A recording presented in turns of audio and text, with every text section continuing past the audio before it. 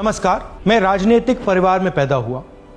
जब मैं छोटा सा था 1980 में प्रियंका और मैं घर में लेई बनाते थे, रात को निकलकर पोस्टर चिपकाते थे। चुनाव समझता हूं। 20 साल से मैं स्वयं चुनाव लड़ रहा हूं। पोलिंग कैसे होती है, पोलिंग बूथ कैसे मैनेज किया जाता है, वोटर लिस्ट, फॉर्म 17, ये सब मैं गहराई से समझता हूं। कुछ समय पहले हमें दाल में काला लगा। चुनाव के नतीजे आते थे, मूड एक तरीके का होता था, रिजल्ट दूसरे तरीके का। मुझे याद है उत्तराखंड में हम चुनाव हारे।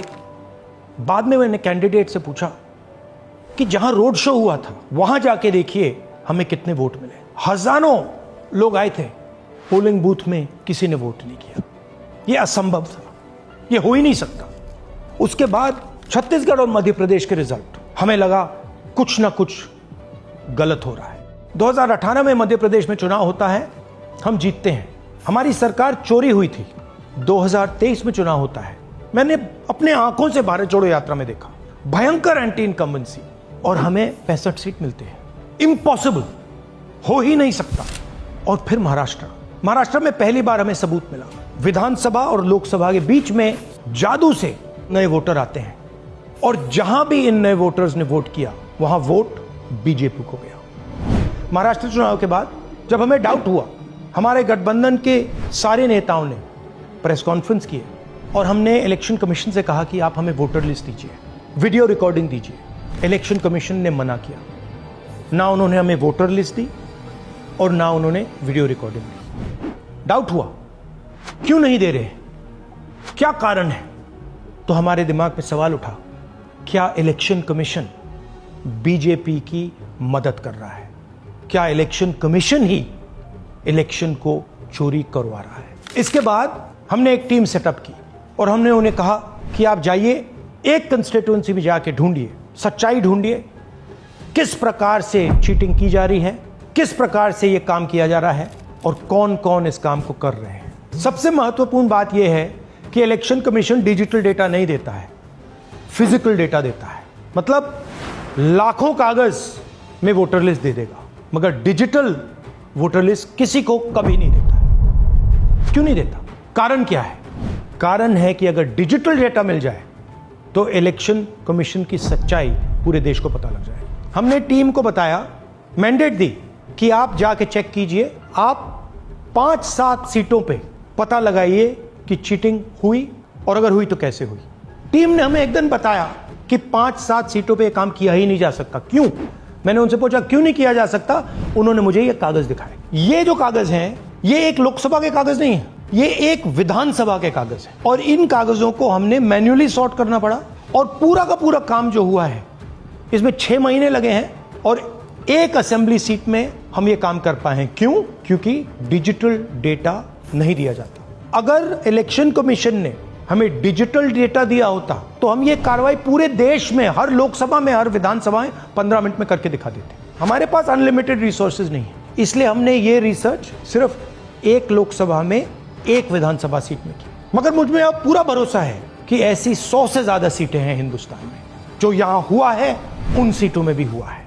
और याद रखिए, अगर बीजेपी को 10-15 सीटें कम आती तो आज नरेंद्र मोदी प्रधानमंत्री नहीं होते, इंडिया गठबंधन की सरकार होती। जांच ने 5 तरीके की चोरी पकड़ी है।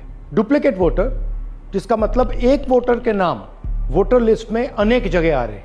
फेक एड्रेस, मतलब एड्रेस है ही नहीं, या फिर house number 0। Bulk voter in single address, मतलब एक छोटे से घर में 40, 50, 60 लोग रह रहे हैं। इनवैलिड फोटोज, छोटी सी फोटो है या फिर फोटो ही नहीं है, और वो जो छोटी फोटो है वो दिखती भी नहीं है। कौन है, किसका चेहरा है, नहीं पता लग सकता। Misuse of form 6। Form 6 first time voters के लिए होती है, मतलब जिनकी एज 18-20 साल की हो, मगर वोटर लिस्ट में 90 साल के लोग फॉर्म 6 का प्रयोग कर रहे हैं। चुनाव में 6,50,000 वोटर थे, उसमें से 1 लाख चोरी के थे। अब मैं आपको 5 उदाहरण देता हूं। ये देखिए, गुरकीरत सिंह डांग, इसका नाम 4 अलग अलग बूथों पे आता है। ये कैसे हुआ और क्यों हुआ?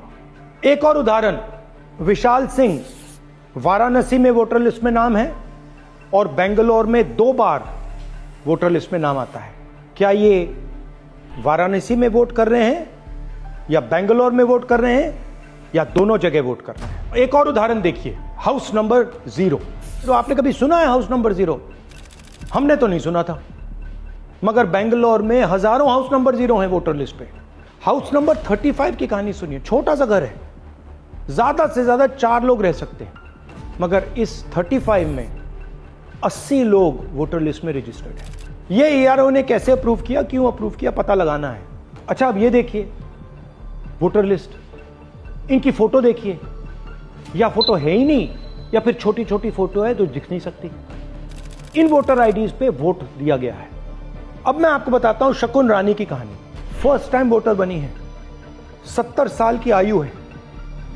एक बार फॉर्म 6 का प्रयोग किया और उसके कुछ ही महीने बाद दूसरी बार फॉर्म 6 का प्रयोग होता है। 2 बार इनका नाम वोटर लिस्ट में आता है और फर्स्ट टाइम वोटर की लिस्ट में आता है। ये फर्स्ट टाइम वोटर हो ही नहीं सकती। तो क्या शकुन रानी जी ने वोट किया या किसी और ने शकुन रानी जी के लिए वोट किया? ये ही छुपाने के लिए सीसीटीवी का डेटा हमें नहीं दिया जा रहा है।